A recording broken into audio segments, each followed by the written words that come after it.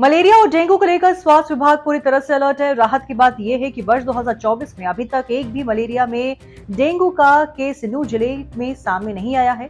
स्वास्थ्य विभाग ने मलेरिया और डेंगू से निपटने के लिए 111 टीम फील्ड में उतार दी है, जो हाउस टू हाउस जाकर लोगों की स्लाइड तैयार कर लैब में टेस्ट करा रही है।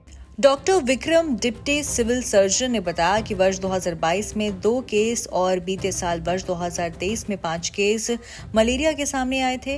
वर्ष 2024 में अभी तक कोई केस सामने नहीं आया है। 2023 में आंकड़ा कोटला, बिरसिका, मालब, गोहाना गांव में मलेरिया केस सामने आए थे। यहाँ सभी गांव आपस में कम दूरी पर हैं, इसलिए इस इलाके पर स्वास्थ्य विभाग की खास नजर है। एक्टिव सर्विलांस यहाँ पर रखी जा रही है। बरसात में जल भराव को देखते हुए स्वास्थ्य विभाग उन सभी घरों में स्लाइड तैयार कर रहा है जहां किसी भी व्यक्ति को 15 से 1 महीने के अंदर बुखार आया है। इसके अलावा वर्ष 2015 में सबसे ज्यादा हरियाणा में 5000 मलेरिया के केस अकेले नूह जिले में सामने आए थे, जो हरियाणा के 21 जिलों से भी अधिक थे। इसलिए ये जिला स्वास्थ्य विभाग के फोकस पर रहता है। स्वास्थ्य विभाग ने वर्ष 2017 से 18 में हजारों मच्छरदानी इलाके के लोगों को वितरित की थी ताकि मच्छर के काटने से बचा जा सके। तो मलेरिया के केस 2015 के अंदर हमारे पास 4-5 हजार के लगभग थे, जो पूरे हरियाणा एक साइड में था, और उस आधा कंट्रीब्यूशन हमारा सिर्फ मेवात से था। लेकिन धीरे धीरे करके हमने इस पर कंट्रोल कर लिया है।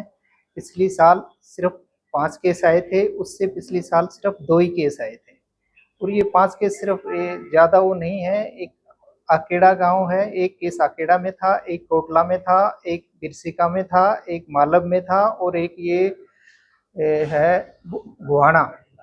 यानी कि ये एक अकेड़ा हमारा एक्टिव फोकस है, इसके इर्द गिर्द ही हैं ये 5 केस। और हमारी यहाँ पे बिल्कुल एक्टिव सर्विलेंस अच्छी चल रही है ताकि हम इसको कंट्रोल कर लेंगे।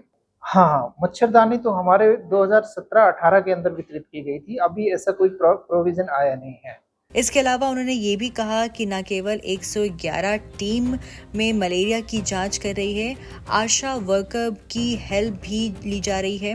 उन्होंने कहा कि काला तेल जल भराव की जगह पर डाला जा रहा है। यहाँ गड्ढों को मिट्टी से समृद्ध करने की सलाह दी जाती है। जल भराव में टेमीफोर्स दवाई डाली जाती है, साथ ही गंबुजिया मछली डाली जाती है जो मच्छर के लार्वा को खा जाती है। Doctor Vikram deputy civil surgeon ने बताया कि इन दिनों NHM कर्मचारियों की हड़ताल चल रही है, उससे ऑफिस के कामकाज पर तो असर पड़ रहा है, लेकिन फील्ड में किसी प्रकार की कोई दिक्कत नहीं आ रही है।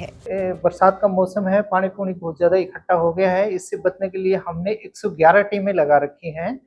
111 टीमों के अंदर वो हर एक हाउस टू हाउस जाके चेक करते हैं कि किसी घर में कोई लास्ट 15 डेज में या लास्ट 1 महीने में कोई फीवर का केस तो नहीं आया है।